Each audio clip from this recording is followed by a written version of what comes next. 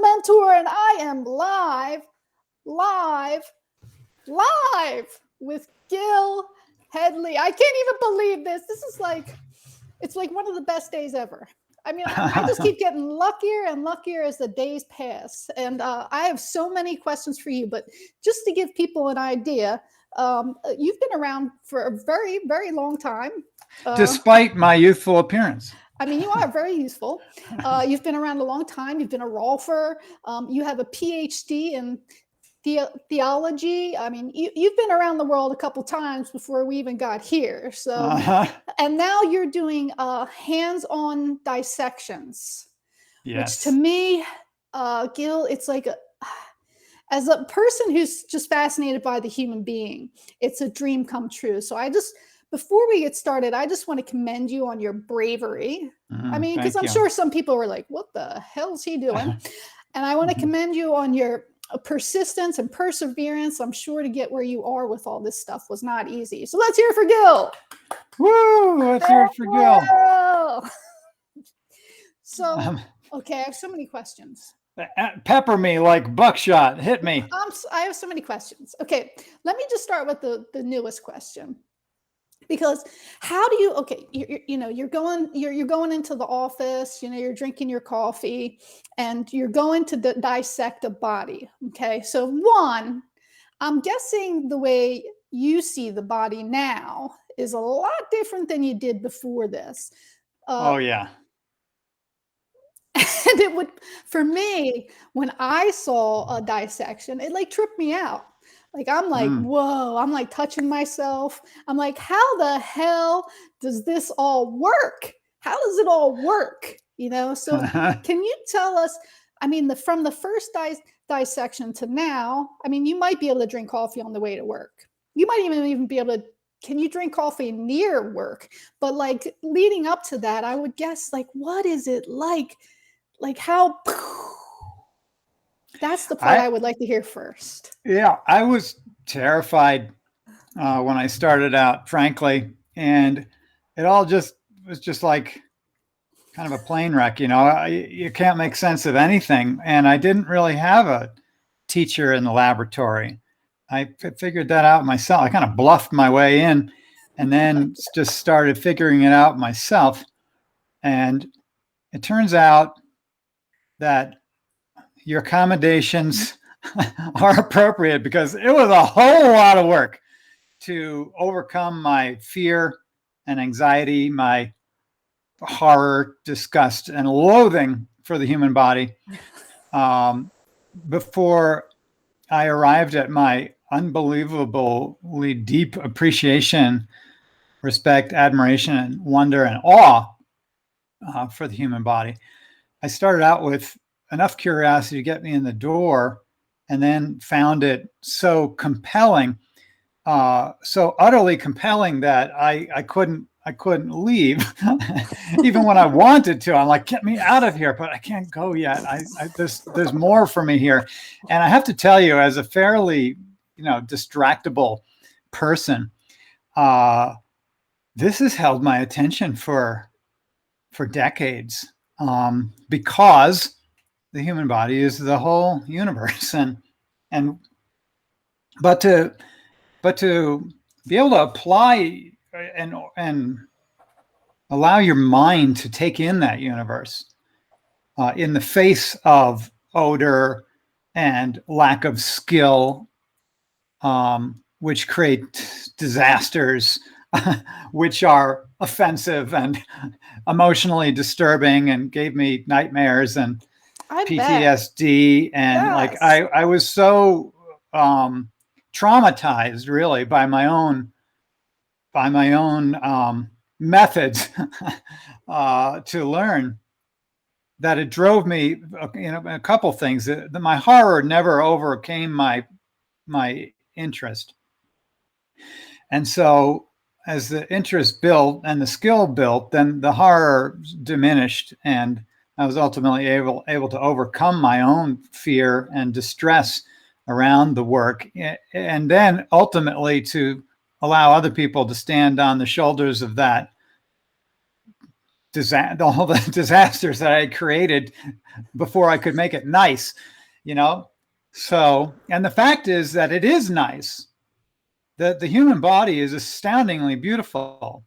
And the only thing that gets in the way of its beauty is my, lack of skill or inability to perceive what nature's trying to teach me, because I've imposed my own archaic um, ideas upon it. And I think I'm not sure, but what I'm hearing you saying is honest, which I love. I like even more now. So, do you think that some of that is almost some of the trauma and the like, oh my God, is almost overcoming some of the myths that we have on the way we look under our skin? And how it's just going to be the myths, yes, the myth of parts, the myth of parts, but also lack of skill, because it takes skill to follow the grain of the wood if you're a woodworker, right. And it takes skill to follow the textures and grains of the human form. And if you offend those grains, then it's a mess and it's not as nice. Mm-hmm. So it's both. It's both. So one of the things for me as a body worker, when I'm working on someone and say, they're on the table like, go deeper, listen, my back, and I'm massaging the person, and I'm like, well, wait a minute, like there's like I don't even really feel much muscle.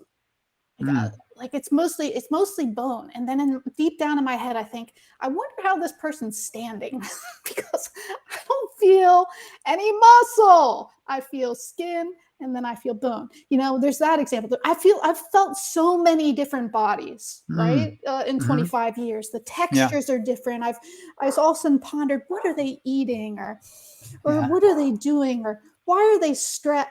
But by the texture, you start to feel, right? Yeah. Yeah. So when you go through those many layers, do you start to see like do some of the answers to these questions do you get answers to some of these questions? Yeah, I guess I so, see right? what you I see what you touch. Mm-hmm. All right, and that's the beauty of dissection. I mean, as a massage therapist and a rolfer back in the day when I practiced those arts, it's like being blind. You're just groping along and you feel stuff and you're like, oh, I wonder what that might be. This, it might be that. I don't really know. And so what drove me into the lab was a desire to see what I was touching, and also to heighten my sensitivity and deepen my knowledge of the body, because mostly my answer was, I don't know what that is, and I don't know what that is, and I don't know what that is either when I was working. And so I was like, I think I really need to get in there visually a little more deeply and corroborate my sensations with some visual information. And when I found out how valuable that was for me, I was compelled to share it. I'm a bit of an evangelist for knowledge of the body, because I feel like it's a universal, whether you're a body worker or whether you're just a body whether you're just a body person, you are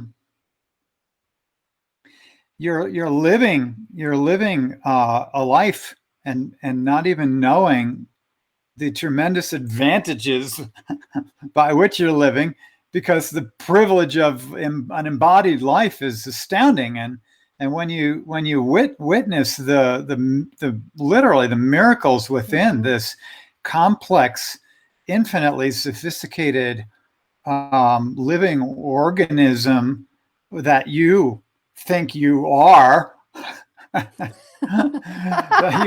you identify with, like by name, but not by what's going on in there. And yet every one of your thoughts is conveying and transforming this system. And it's like, wow, why not take the ride within and become a somnaut and journey in there and poke around a bit, and hopefully as a result of that come to a deep and abiding gratitude and appreciation for the gift that is the human body. It is. Well, you've said a lot of stuff, and I'm going to go back to some of that. But I do want to say Verbal this. diarrhea, we call No, it. no, it's beautiful. No, I feel as though it's verbal poetry, and I think it's important for every massage therapist to hear. So, all right. So, if you hear a massage therapist go, "Oh, it's your deltoid, and it's because you X, Y, and Z," and you got a X, Y, and Z. What does that do to your insides? Does it do something similar to what it does to my insides? It makes me cringe. My insides go, that is a bold and big statement because, like I'm sure because you've been beneath the skin, you realize that what you think. I always said, joking around, I always say, you never know what you're going to get until you pull down the sheets. Like people in clothes are a lot different than people on your table. And I would guess people in skin are a lot different than when their skin's gone. Right. So please, so true.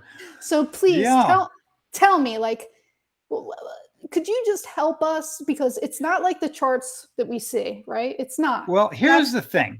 With that example that you gave there, right? It's your deltoid or whatever. Well, that's an example, to my mind, of learning anatomy, meaning abstract language and parsified mentally conditioned understandings of the body, and then thinking you are working on the mental abstractions from a book as opposed to the body that's in front of you. So there is no deltoid, folks, in the sense that the body is a whole. And those parts are only come to through both mental and material abstraction, meaning drawing stuff away. Wait, can you say mental one more time for me? Because the thoughts, our thoughts have such a big, right? Would you? Yeah. Thank you. Yeah. The deltoid is a mental concept, not a functional unit. In other words, anatomical concepts are not functional units. Habits of cutting are not functional units. So I can cut you up a deltoid any day of the week. Give me a body, I'll give you a deltoid. But that thing that I've created is just that. It's an abstract thing that I've carved out from a mental concept that I have applied to the body that's based on cutting conventions. So it's easy to cut out a deltoid, and therefore a deltoid exists. It's much harder to cut out the whole heart with its 60,000 miles of vessels meeting within one or two of every cell of the trillions of cells in the body. So that is a thing that's harder to cut out. Things that are easy to cut out become anatomy. Things that are hard to cut out are forgotten. And so, and either way, cut out one way or cut out another way, that's not your body. That's not the thing you're touching. The thing we call the deltoid is embedded, is a textural, proteinaceous continuity embedded in other continuities. And you're touching them all. You've never touched a deltoid, and you've never suffered from a deltoid. You've only suffered from clouds of tension and failures of movement and still points in your mind that manifest in a body and cause yourself no small matter of trouble. That's deep, man. I love it. So, okay, let's keep going. Why stop there? Okay. So don't stop there. Don't stop there. You said the human body is the whole universe. I mean, I pick up like, okay, I look at economics, microcosm, macrocosm. So, the human being in economics is the study of unlimited human needs and wants. with scarce resources, provided by scarce resources, blah, Thank blah, you, blah, blah. Milton Friedman. I went to the University of Chicago. I walked the grounds of the econ department and the B school. But to me, I see so much microcosm, macrocosm. Like, I'm as a person, I cannot supply everyone's wants and needs. I'm just, I'm not an unlimited resource, right? So I look at the world kind of through that kind of thing, right? So, but the human body, I would think, versus the world, the universe, would represent all of it, right? It represents all of it, like God within, God without. Not to get too spiritual for those Why who not? love it. Michael Talbot wrote a beautiful book called The Holographic Universe, and may he rest in peace. And that book is really cool, and it influenced me, maybe because I witnessed its truth in the body. I saw it all there. I still see it all there, and that's why I can't ever seem to be done with the darn thing. It's like saying, I think I'll be done with life. Hard to be done with it, because the lessons, it's like, I love that book. I'm not so sure I love the other 40 that followed it, but everything I need to know I learned in kindergarten. Well, I'll tell you, you can spin it this way and say everything there is to know can be learned by studying the human body. I have found, and I used to say my favorite book, like if I was lost on a desert island, and I could only take one book, what would it be? And I would say my Greek New Testament. Theology guy, right? So my Greek New Testament, because I love to read the New Testament in Greek, and I love to read the Gospels in Greek, because it just still brings me closer, right? Mm-hmm. And then after studying the body for as many years as I have after graduate school, when that was my favorite book, I have to say this tops it. In other words, the depth of wisdom. There's a quote in the Gospel of John that says, and there's many more things that Jesus said, more that could fill like a stack of books bigger than the whole world, basically. But we can't write all that down. It's just too much. And it's kind of like, oh, I know that other book that was filled with wisdom, and it's the human body, and the intelligence of nature and our universe expressed here is sufficient to produce philosophies, and it's sufficient to create connection. It's sufficient to induce mystical states. It's sufficient to overcome the boundaries that we create with our politics, religion, and social and familial structures that often tear us apart rather than bring us together. So for me, the body is the ultimate connector. I always pictured it as kind of an antenna. Absolutely. It is not a kind of antenna. It is the antenna upon which all other antennas are modeled. Yeah, no, it's literally an antenna. If an antenna is that which is transmitting and receiving frequencies by transducing one vibration into another, the human body is the ultimate sophisticated antenna, and every other antenna that has been made by an engineer is kind of lame. So I'm going to go back to the body. So, yep.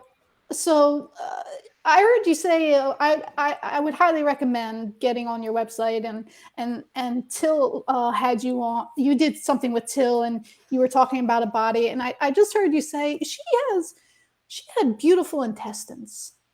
And I was like, this guy really is. He loves this, and he's seen. Then you start thinking, like, he's seen so many intestines, he's seen so many lungs, he's seen so many different things. And they're not pictures, they're real. So he would know what good intestines look like because he's seen so many. I've seen some sad ones. The sad ones, right? Some of them you just want to burst into tears, and some of them you're like, damn, that's a pretty garden. So what makes a beautiful intestine? And I just want you to, so literally, Gil, right? Literally, you would know probably better than most. Are you what you eat? And so much more. I mean, but it has a big effect, right? Would you say? Or It really depends on your metabolic state. I mean,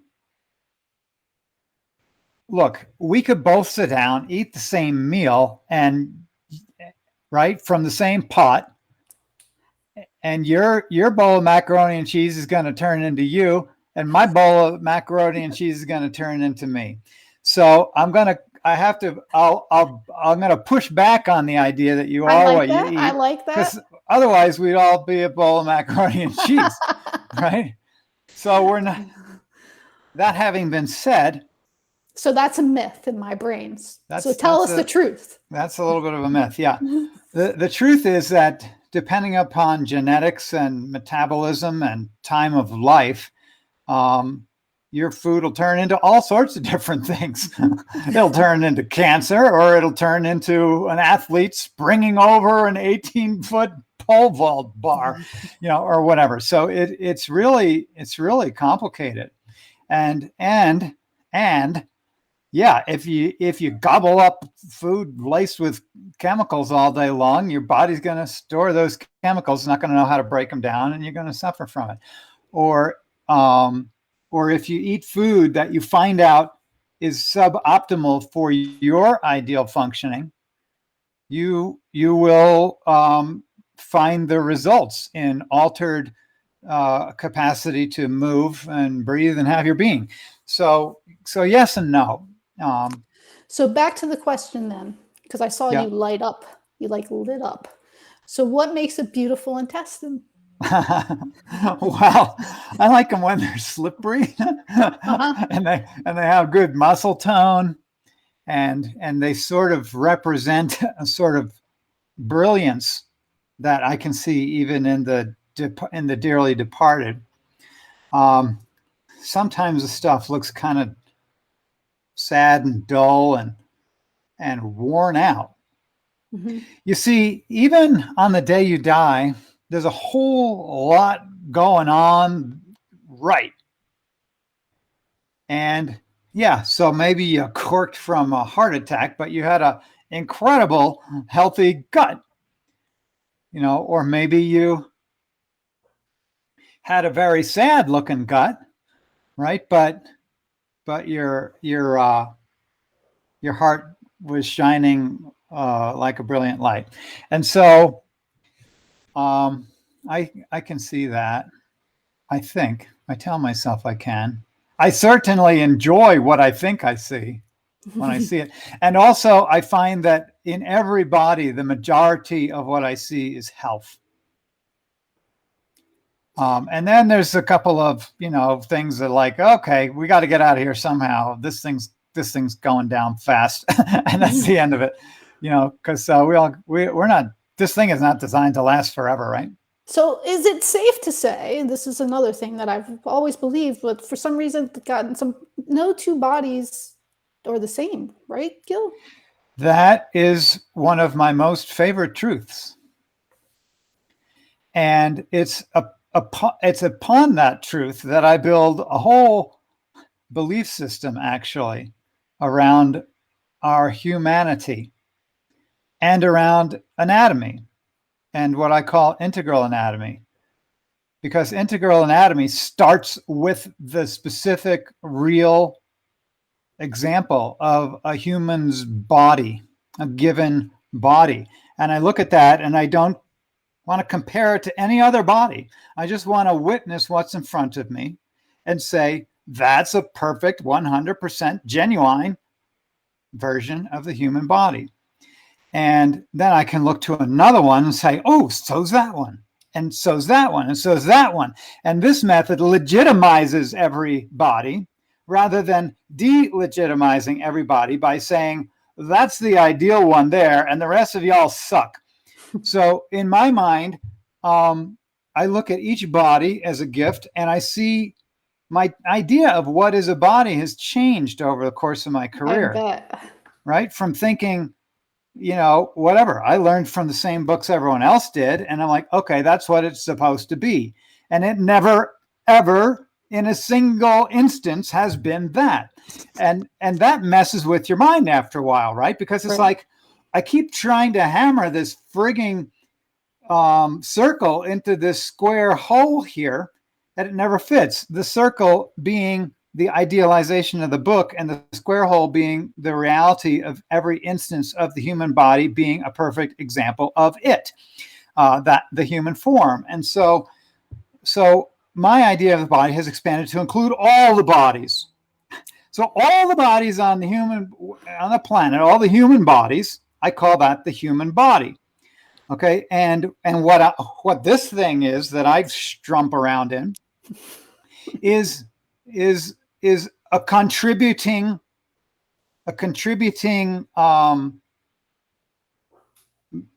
variation on that in the whole.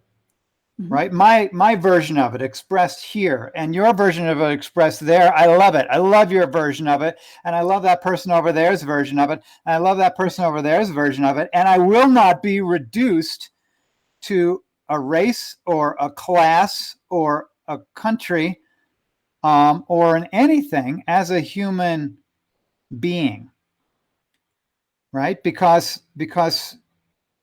I can't find, and therefore everyone is a mirror, not of my color or shape or size, but they're a mirror of my uniqueness.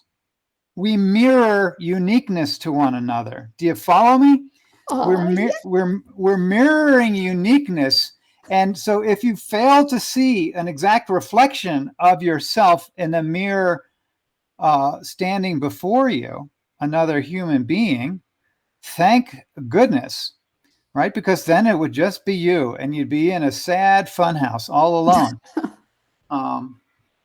Yeah, I'm pretty passionate about that one. You just got me thinking, and this is like a total off track, but I'm just going to go with it. In my younger years, I like the Grateful Dead, and one of their songs is "Wake up and find out that you are the eyes of the world," and I was like, what if my eyes are how the universe sees? Like, how do I want the universe to see through me? How do I want to see the universe? And each set of eyes see it different.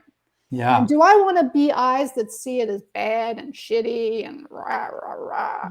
Or do I want to like work with the universe to see it as something, as an adventure or something that I might never get a chance to do again, and all those things.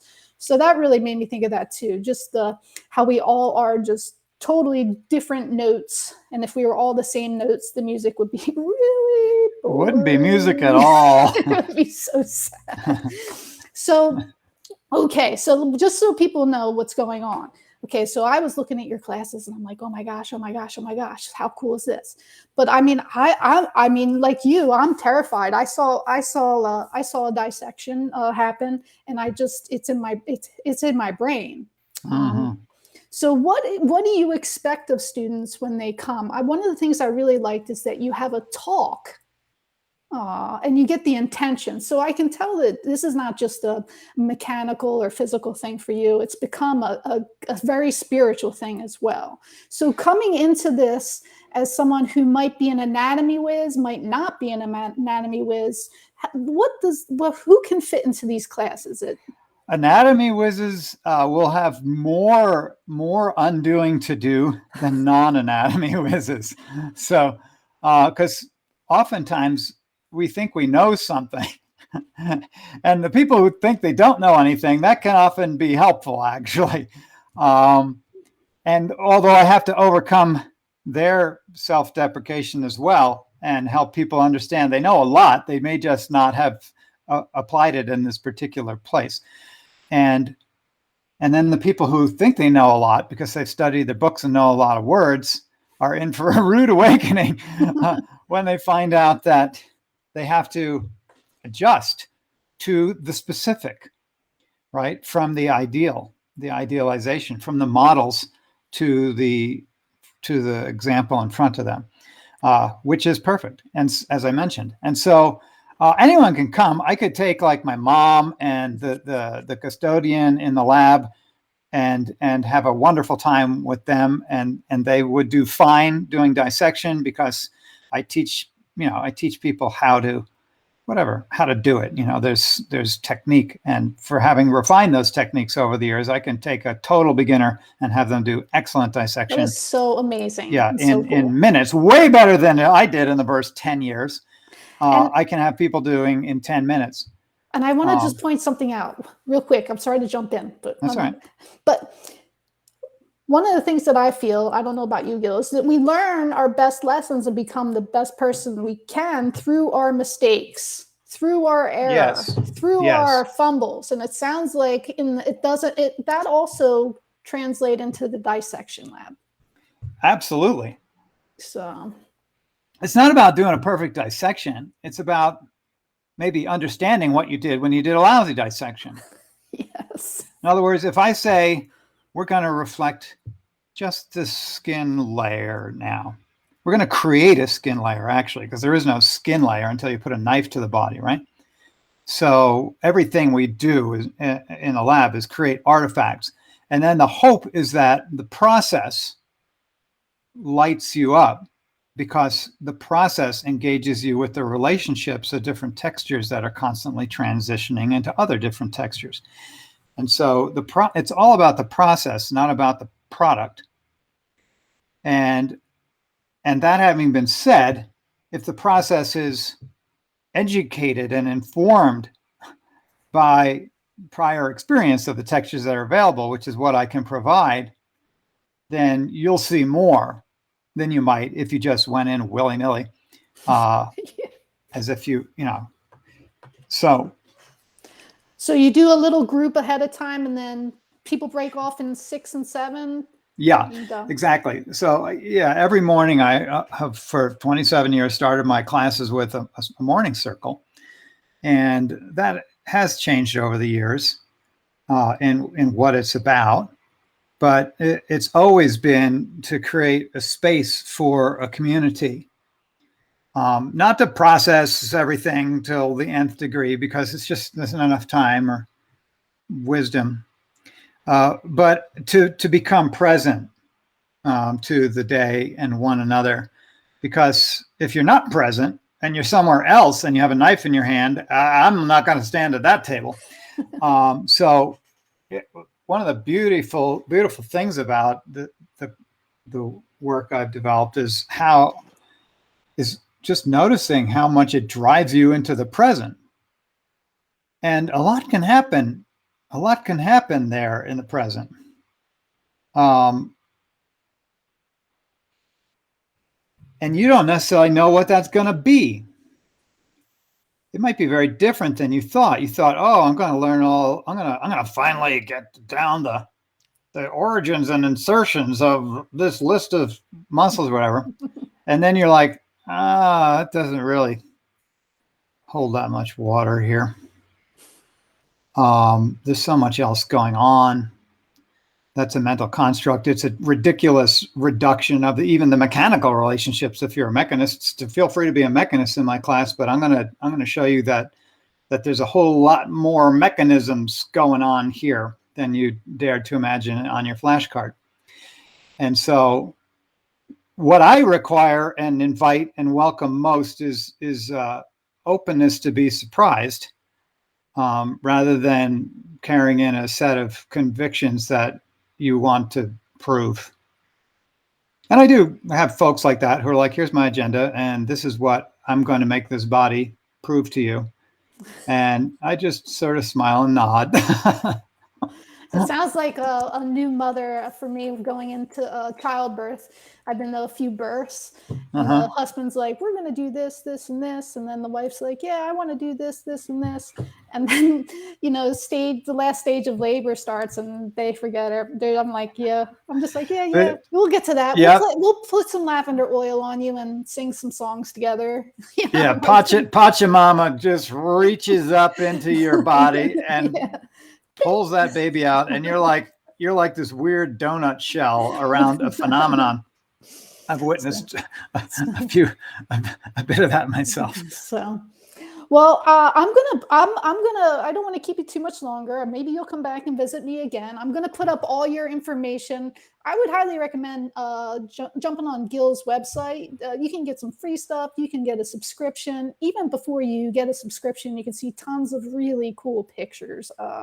Just well done shots that'll get your wheels spinning. There's like 17 hours of free video on my site if you just do the free membership. There's 3 full-length, feature-length courses that basically cover the whole arc of my career and learning curve that I share there as just a gimme. And then, if folks want credit, it's like $15. You can join and binge watch your whole year's worth of credit if you want. And I have the Anatomy from A to Z project, which is going up I'm dripping that content because there's a couple hundred hours of it and I have to edit it all myself. And then also I do a monthly Live with Gil session that's part of that monthly subscription. And folks don't have to, you can join for the month and then just cancel if you just want to watch that thing and then stick to the free stuff. That's awesome. Is there anything you want to leave us with, Gil? Is there anything? Don't buy into our culture's sales pitch that your body is a problem to be solved. Don't buy that. If you want to buy anything, buy the belief that you're blessed. Your body is a gift. You share a treasure with everyone on this planet, and we all gotta shit, sleep, eat, and feel. So compassion is the key to being patient with one another. Thank you very much, Gil. Thank you very much. Gil, if you'd hang tight, I want to thank you for being with us. I'm sure everyone enjoyed that a bunch, and we'll leave this posted up. I'll post Gil's information. Gil, thank you so much. That was amazing. You're welcome. Woo! Woohoo! We'll see you guys soon. Bye.